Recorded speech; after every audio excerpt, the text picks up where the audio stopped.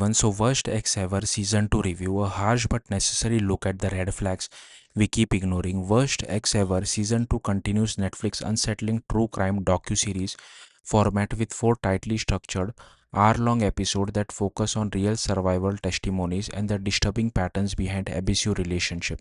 Directed by Cynthia Childs and produced by Jason Blum, the season doesn't rely on sensationalism. Instead, it builds its impact through repetition, escalation, and uncomfortable realization that many of these stories begin in almost identical ways. At first glance, each case appears deceptively normal. The early stages of every relationship shown in the series are calm, affectionate, and even idealized. The individuals involved seem kind, attentive, and unremarkably in any dangerous way. But that's exactly where the series becomes effective. It slowly dismantles that illusion, revealing how control, manipulation, and emotional abuse often enter relationship not through sudden violence but through gradual normalization. One of the most striking elements of the season is how similar all the cases feel in structure. Whether it's Kelly Matthews' story involving Wade Wilson or the repeated pattern seen in Jeffrey Pascal's case, the series highlights a recurring theme. Abuse is rarely unpredictable in hindsight. Instead, it often follows recognizable behavioral patterns that were either dismissed or misunderstood in real time. The episode focusing on Wade Wilson is particularly disturbing because of how much avoidable much of the escalation feels in retrospect. It emphasizes systemic failure and the way warning signs can be overlooked when a person presents themselves as charismatic or non threatening. Rather than relying on shock value, the episode builds unease to what was not acted upon early enough. The Jeffrey Pascal segment shifts focus slightly, showing how abuse can operate as long-term pattern across multiple victims.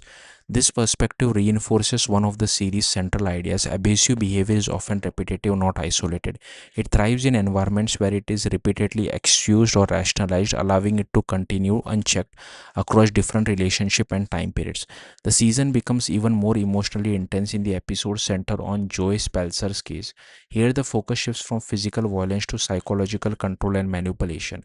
What makes the story especially unsettling is not only the crime itself, but the way emotional leverage is used as a tool for domination. Confession in this context is not about accountability, it becomes a mechanism for control and survival. The dynamic between victim and perpetrator is shown in a way that highlights how abuse can extend beyond physical harm into deeply psychological territory. A key moment of strength in this episode comes from Katie Long's involvement in documenting crucial testimony that supports the investigation. Her participation underscores the risks survivors and allies often take when stepping into legal processes, especially when confronting dangerous individuals. The aftermath also shows how control can continue even after exposure, reinforcing the idea that abuse don't always end with disclosure. The final episode involving Scott Freeman's case and Karen Krumer's kidnapping shifts into a more survival-driven narrative. It plays like a real-time struggle for endurance, with Karen's attempt to communicate and survive forming the emotional core of the episode. Even though the outcome is known in advance, the tension remains high because the focus is placed entirely on her perspective and resilience. Across all episodes, one of the most effective choice the series makes is its commitment to survival-centered storytelling. Instead of dramatizing perpetrators, it prioritizes lived experience.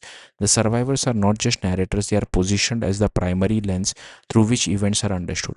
This makes the documentary harder to watch but significantly more grounded and impactful.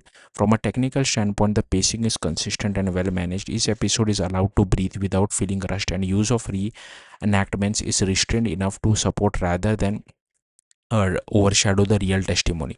The editing is precise and pretty accurate, avoids excessive dramatization, which helps maintain a sense of authenticity throughout. However, the emotional weight of the series is also its greatest challenge. Worst Ex Ever Season 2 is not easy viewing.